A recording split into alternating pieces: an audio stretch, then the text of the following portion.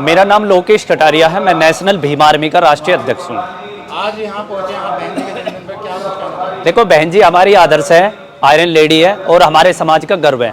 तो अपनी बहन जी के जन्मदिन पर हम लोग नहीं आएंगे तो कौन आएगा?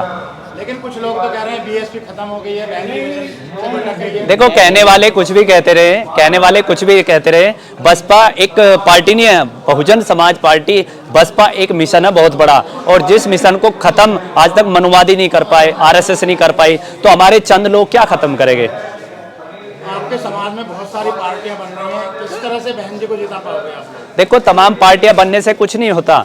अगर समुद्र में से एक लोटा पानी निकाल लोगे तो समुद्र पे कोई फर्क नहीं पड़ेगा।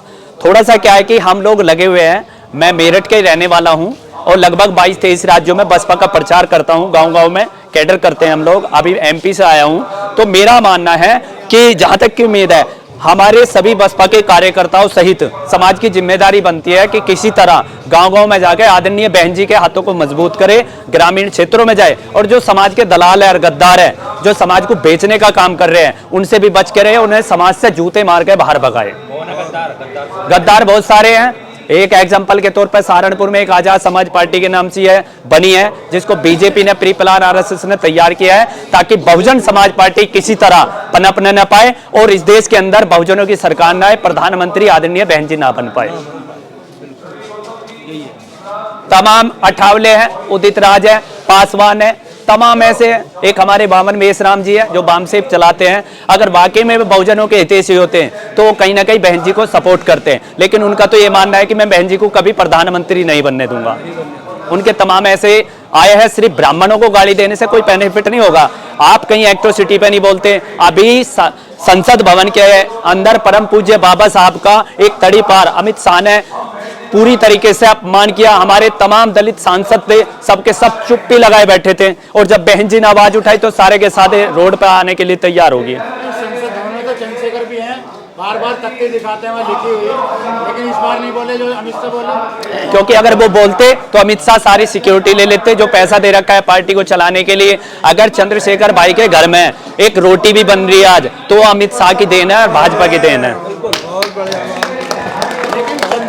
पार्टी के लोग तो कहते हैं कि भैया जी पीएम बनने वाले हैं। हाँ, तो ऐसा तो सोशल मीडिया पर मुझे भी मुख्यमंत्री बना देंगे सारे भाई।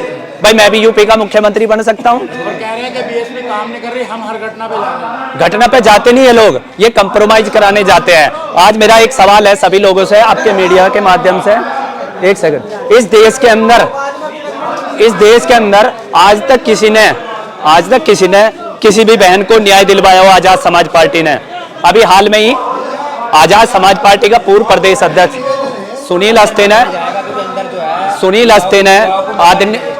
अस्ते ने मुझे जान से मारने की धमकी दी व्हाट्सएप कॉल के जरिए।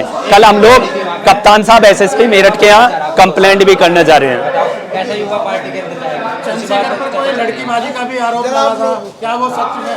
हाँ, लड़की देखो, अयाज तो टाइप के है बहुत सारे, उसके तो खैर सबकी अपनी पर्सनल लाइफ है, उस पर मैं ज्यादा नहीं बोलूंगा। एक घरवाली के साथ साथ कई सारी गर्लफ्रेंडों को मैनेज कर रहे हैं, वो सबका अपना पर्सनल प्रोटोकॉल है। बताओ, युवाओं को बसपा में मौका नहीं मिल रहा, जैसे कि आपका कहना है जी, तो आपको 2 मिनट का समय नहीं दिया है, उस पर क्या कहना है कि आप चलो एक सेकंड मैं नहीं जा रहा हूँ। एक तरफ तो आप कहते हो कि हम बसपा के लिए काम कर रहे हैं, जी, बसपा में आपको मौके नहीं मिल रहे किसी भी तरह के, तो आप क्या करोगे राजनीति में? देखो, बसपा हमारा गढ़ है, हमारा घर है, हम उससे बाहर नहीं जा सकते, लेकिन कहीं ना कहीं युवाओं की तरफ को भी बसपा को नजर देखनी पड़ेगी, कार्यकर्ताओं को, बहन जी को भी, क्योंकि युवाओं के बिना कोई सरकार नहीं चलती।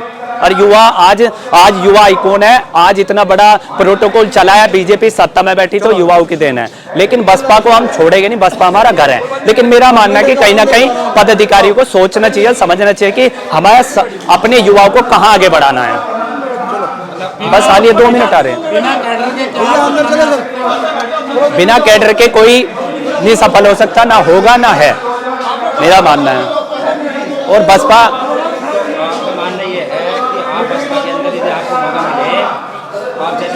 तो आप परिवर्तन कर सकते हैं, बहुत परिवर्तन होगा, कैडर शुरू हो जाएगा दोबारा से, और जिनकी दुकानें चल रही हैं उनकी दुकानें बंद हो जाएगी।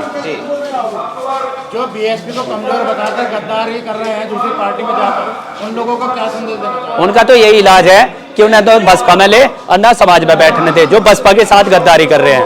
जो बसपा के साथ अन्य पार्टी के लोग हैं, विरोधी दल है, छोटी छोटी पार्टियां बना रहे हैं और समाज को तोड़ने का काम कर रहे हैं। बहन जी हमारी आदर्श है, उत्तर प्रदेश में नहीं पूरे भारत में अगर आज हमें वोट डालने की हिम्मत पड़ी है और जय भीम गर्व से करते हैं तो आदरणीय बहन जी की देन है। कुछ लोग ये कह रहे हैं कि चंद्रशेखर आजाद और बहन जी अगर एक हो जाए, उस पर क्या कहना है आपका? एक हो देखो मेरे मानना है कि जो आरएसएस से पाला हुआ है, जिसको आरएसएस ने पाला है, वो कभी बहुजन समाज की आवाज नहीं उठाएगा, ना बहन जी के साथ आना चाहेगा और बहन जी उसे पसंद भी नहीं करेगी। क्या आप भी चुनाव लड़ना चाहते हैं? नहीं, मुझे चुनाव नहीं लड़ना, हम केवल सामाजिक काम करेंगे, हमेशा बसपा को सपोर्ट करेंगे, लेकिन बसपा के नेताओं को अपनी नीति सुधारनी पड़ेगी। नीति की बात, नीति का यही है कि कम से कम युवाओं को कहीं ना कहीं मौका मिलना चाहिए, बोलने का भी, लड़ने का भी।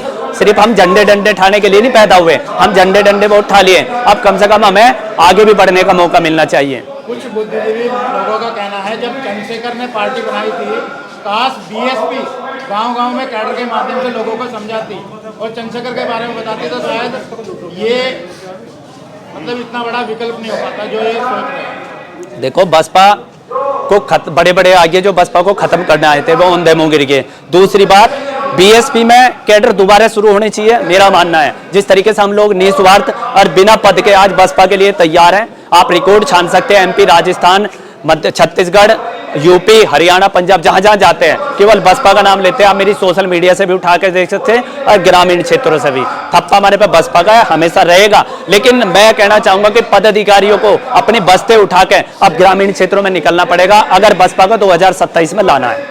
चंद्रशेखर जब जेल से छोटे थे उन्होंने कहा था कि चुनाव नहीं लड़ूंगा जी, ना ही पार्टी बनाऊंगा जी, सामाजिक संगठन के रूप में काम करूंगा जी। लेकिन अब वो सब बातें पीछे रह गई और कुछ गधे कहते हैं वो काशीराम का दूसरा रूप है। हाँ, वो तो ऐसा है, अंधभक्तों की कमी नहीं, कैंसर का इलाज है इस देश के अंदर, लेकिन अंधभक्ति का कोई इलाज नहीं।